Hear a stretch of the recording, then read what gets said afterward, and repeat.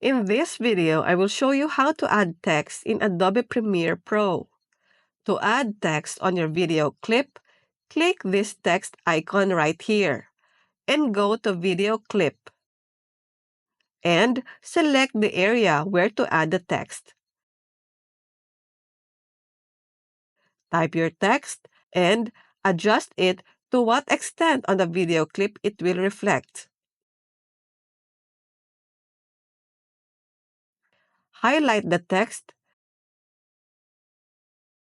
go to Edit, and here where you can find the text editing tools such as the font style, font size, color, and alignment.